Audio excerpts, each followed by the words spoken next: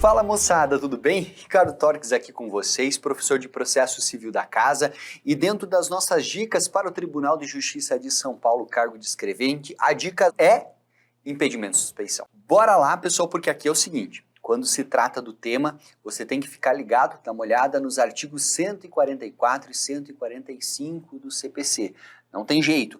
Precisamos que você memorize esses artigos para saber, de um lado, o que é impedimento, do outro lado, o que é suspeição e depois possa comparar.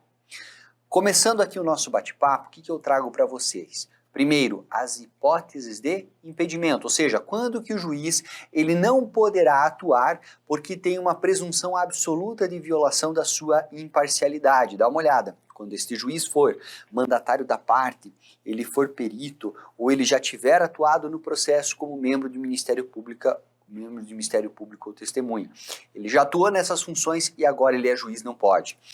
Se ele decidiu o feito em outro grau de jurisdição, por exemplo, o juiz decidiu em primeira instância, subiu para desembargador e depois recebeu o mesmo processo para julgar lá no tribunal. Não pode.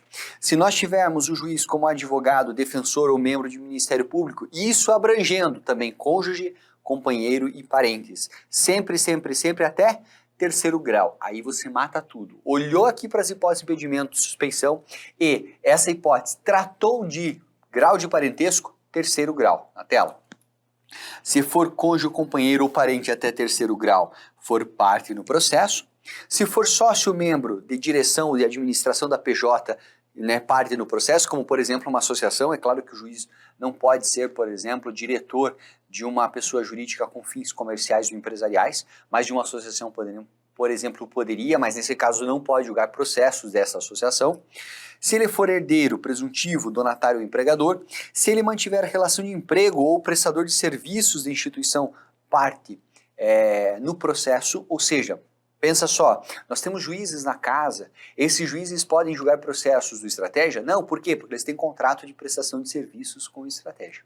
Ainda, se houver aqui cônjuge, companheiro ou parente até terceiro grau, for advogado que atue no escritório, e aí o juiz vai julgar o processo deste advogado que é familiar do magistrado, e por fim, se o juiz estiver promovendo ação contra a parte do advogado.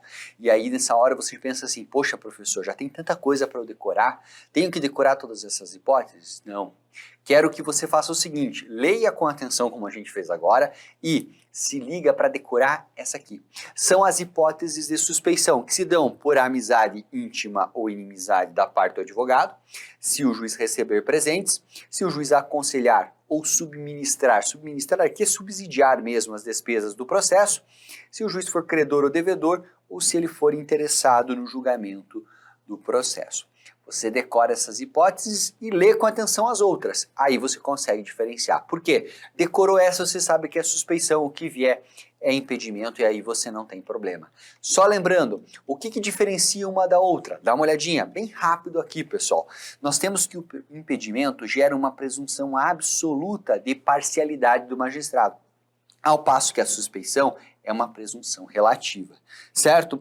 Portanto, se é absoluta, pessoal, o que nós temos? Nós temos o seguinte, que é uma violação que ela vai gerar nulidade do processo, mesmo que ela não seja arguida oportunamente. Por quê? Porque ela está pautada numa norma de ordem pública, diferentemente da suspeição, que não gera nulidade se ela não for arguida oportunamente. Tanto é que no impedimento nós temos a possibilidade de ação rescisória sendo dada quando se tratar de uma sentença proferida por juiz impedido, que não acontece na suspeição.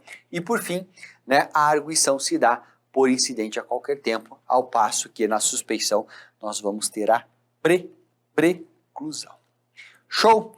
Moçada, olha para mim. Dica encerrada, dica super importante para a sua prova, vale muito a pena você deixar o seu joinha, colocar seu comentário e, claro, se inscrever no canal para receber outras dicas. Valeu!